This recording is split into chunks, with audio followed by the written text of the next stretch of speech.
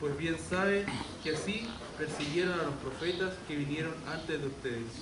Esta es palabra de Dios.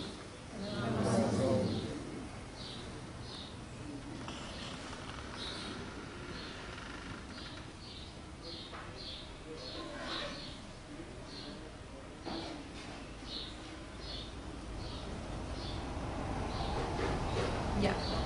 Hoy día el lema es: si todos respetáramos, sanaríamos los males del mundo. Entonces, le vamos a entregar un papelito a cada uno. Y cada uno tiene que escribir un defecto que tiene que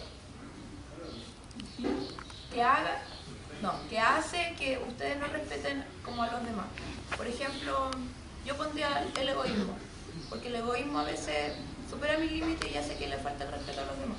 Entonces cada uno va a escribir el defecto que ustedes piensan que hace falta el respeto.